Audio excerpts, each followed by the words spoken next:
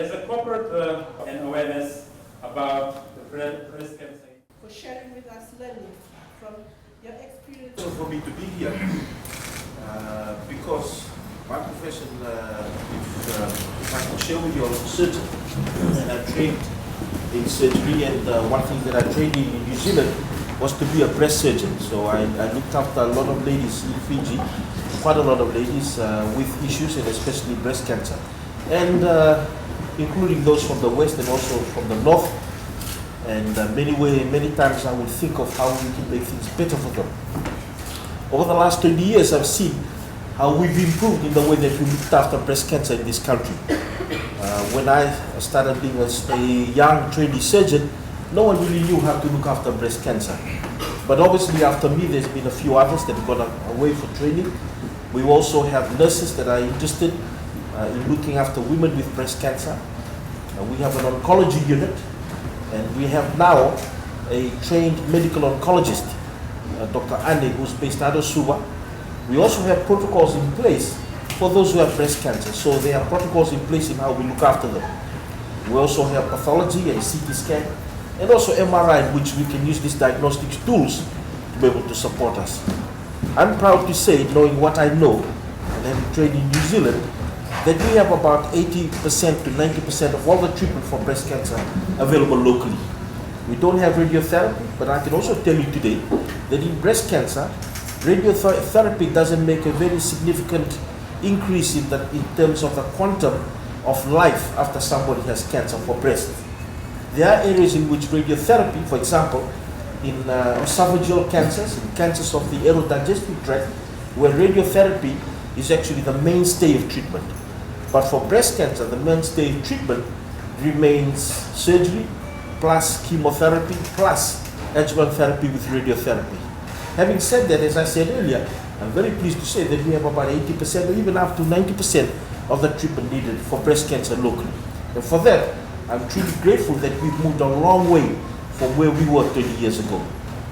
So we have dedicated breast clinics in CWM, Lotoka and Mapasa, and I know that my colleagues in private practice also have an interest in breast cancer, and they provide treatment for breast cancer. It is estimated in the Western world that 1 in 9 women will have breast cancer. For us, my estimates and our estimates is about 1 in 12. The other cancer that happens in women, which is cervical cancer, we now have a vaccination that is provided free from government, which is the HPV vaccination.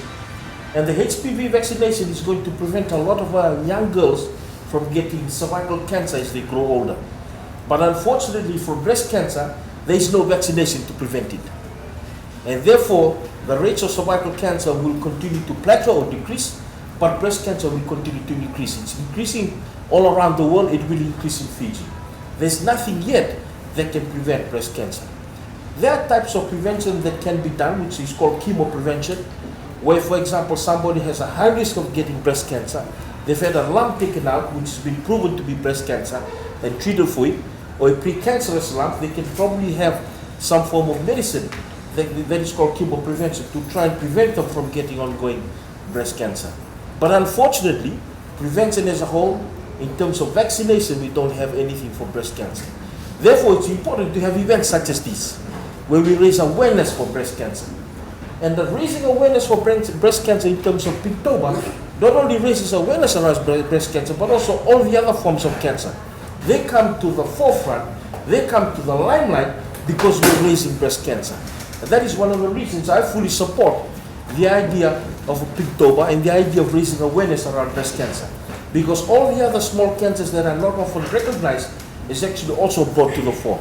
I don't know if you may have heard about it, but in November, we remember men, and we call it Movember.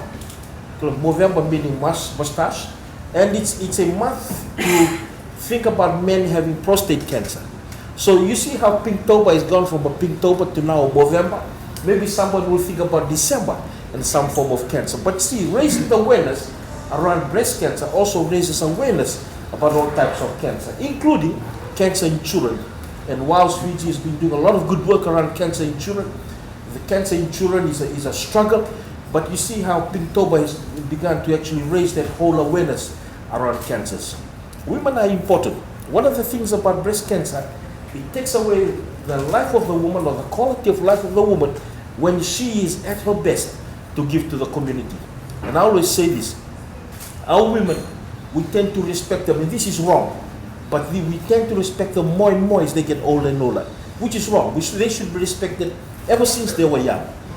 And what happens with breast cancer, it takes their lives away, or takes their quality of life away at the time when they should be respected, at the time in which our society looks after them to be able to lead us. Some of the women that I know I've treated with breast cancer, some of them have passed on, they were managers. There were women that were leading communities, their lives taken away from them, robbed from them because of breast cancer. And therefore, it's very important that we raise a lot of awareness around breast cancer. I've done the maths about how should we do screening mammography. I can tell you that in countries that do screening mammography, there have been benefits because you can pick up cancer early, but I can also tell you that evidence has shown that sometimes screening puts a lot of the population that are not at risk at anxiously, makes them anxious. Because what happens is when you do screening mammography and you see something that's abnormal, that puts that person or that lady at risk unnecessarily, maybe, if that biopsy that comes back is negative. So there are pros and cons of screening. In the Fiji setting, what we tend to ask our doctors and nurses to do is continue to raise the awareness around breast cancer, ask the women to come early, and we work hand in hand with non-governmental organizations like the Fiji Cancer Society, and certainly we are proud this morning, to be part of this program here today. And I thank JEXO Fiji for celebrating their 15th anniversary in the best way that they can, and that is by supporting the work that we do around Pinktober and around breast cancer. God bless you, and thank you for this opportunity.